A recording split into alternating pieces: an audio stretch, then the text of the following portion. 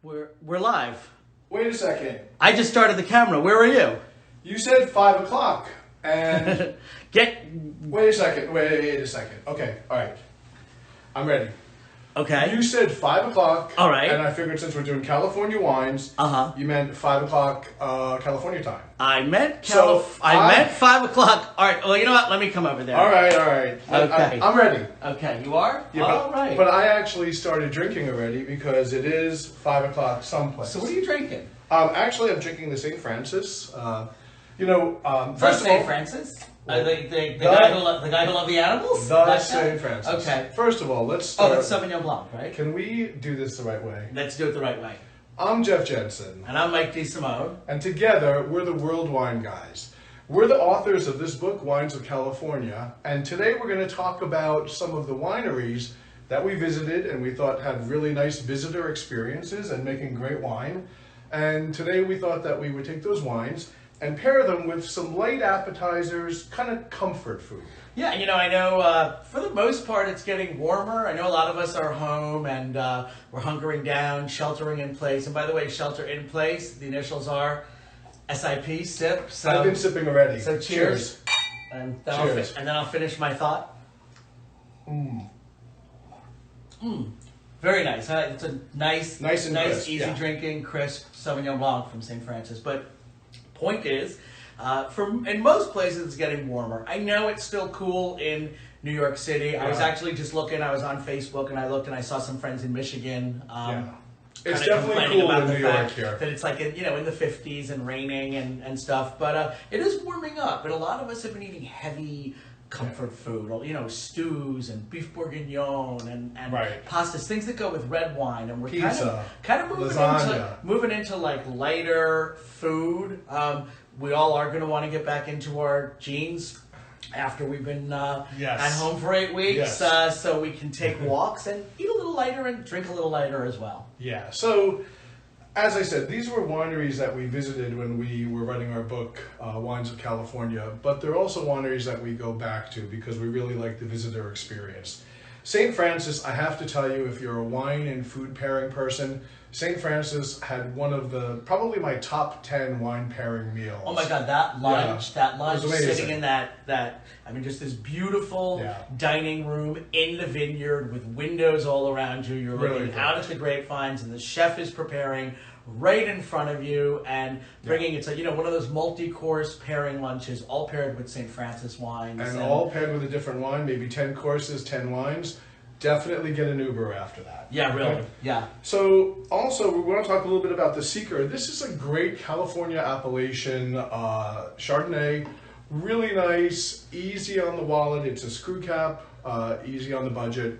A wine that we really like. And it goes well with all kinds of foods like quesadillas, grilled cheese, chicken fingers. You know what we noticed actually? We were talking about different kinds of light appetizers, and we kind of started talking about bar food. Yeah. And then it dawned on us that bar food, for the most part, if you look at the bar menu, the portions are different, but it's almost the same as the kids menu. Mm-hmm. So here's a great idea. It's 5 o'clock. It's 5 o'clock in New York. It's always 5 o'clock somewhere. Families are home. Everybody's home together. When you're making up your own bar food for your happy hour, at the same time you can be cooking up some things off the kids menu for the children. Like Jeff said, quesadillas, grilled cheese, chicken fingers. I think shrimp cocktail's a good one too, especially with the shrimp cocktail's a good one as well. Sauvignon Blanc as well. Absolutely.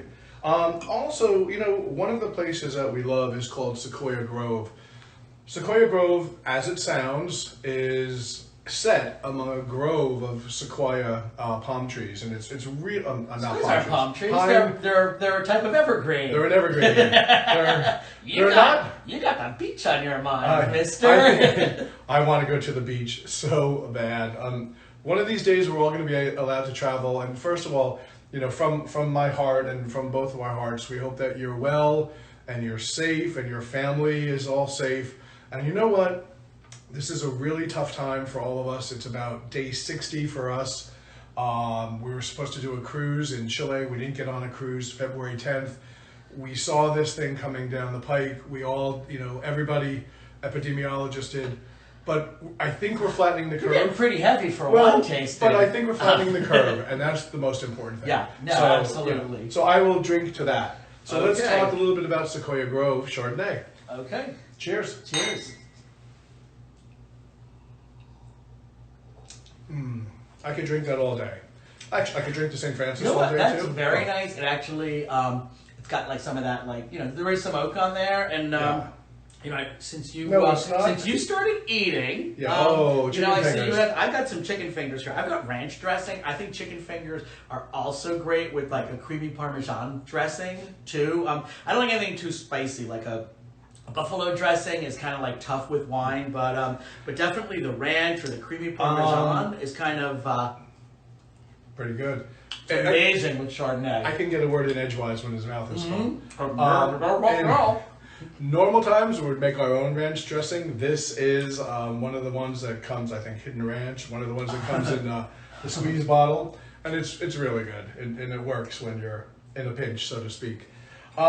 Sequoia Grove, nice Chardonnay, really beautiful, really round, something that I really think you'll enjoy. And you started to talk a little bit about the tasting room. It's just beautiful wood, high-ceilinged, wood-beamed tasting room. Yes. You know, set among a grove of sequoia trees in Napa Valley. It really, really is gorgeous. And then actually, and Michael Trujillo, when we were there, winemaker, took us on a wonderful tour. So really super wines. Let's talk about the last one. Shall we? Cakebread Cellars, also in Napa Valley. This is also a wonderful Chardonnay. And actually, in an article that we just wrote for a magazine called Rob Report, we wrote about actually Cabernet Sauvignon, but we talked about the high mountain vineyards.